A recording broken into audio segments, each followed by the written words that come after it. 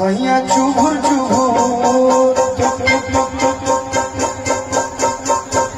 बाप रे बाप भैया, हम जब छोट बहन हूँ तो बक्सर सोहनी पट्टी सिविल लाइन लागत रहे को स्प्रिंग पे महिषासुर मरात रहे।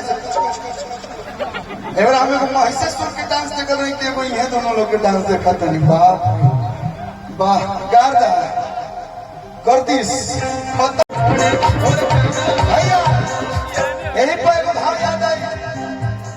कैसे एगो होता पिछावा से चूर राजा जी,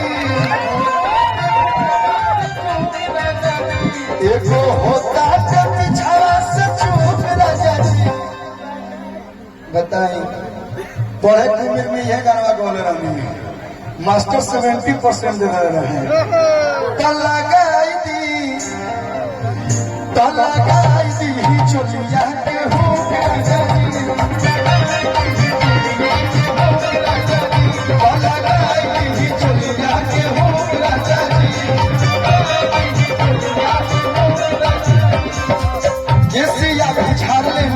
पहले निसारी लाली लगा। ए भैया एक तरफ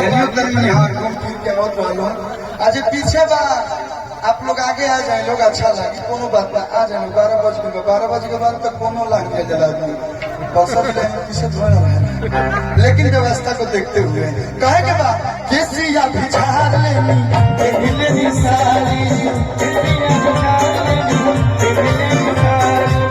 लाली लगाए लेनी बाबा सवारी लाली लगाए लेनी।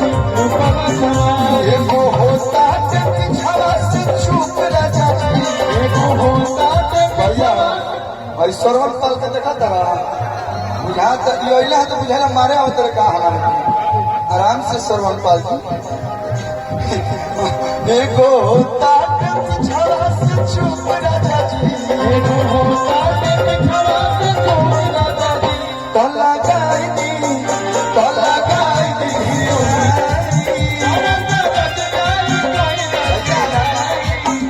और अगला लगन में चोलिया के हूँ काफी लोग प्यार दिला। हाँ जी हाँ थैंक यू। क्या है क्या स्टेज तोड़ दो, अरे स्टेज आपकी का है तो ऐसे स्टेज के देखल ठोक के बताई तो बुझाए स्टेज ये कला है। अगला लगन में चोलिया के हुक राजा जी 2 बिहार हलवा, वो गाना के शिल्पी बुझिया गाई हमारे, हमू गाई, लेकिन मेन पंच लाइन यही गाएगी। कहेगा कि कौन तारा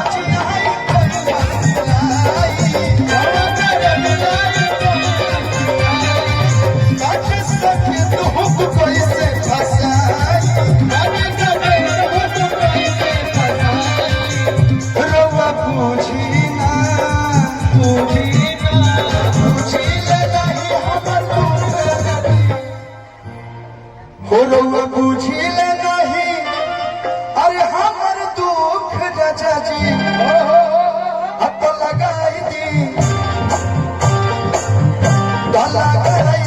चोलिया के हो राजा जी,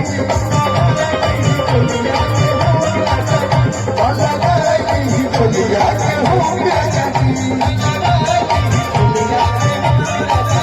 लगाई दी चोलिया के हो राजा जी, चोलिया के हो लगाई दी चोलिया के हो लगाई दी चोलिया के हो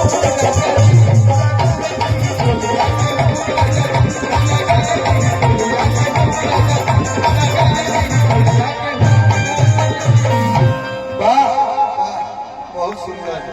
हमको तो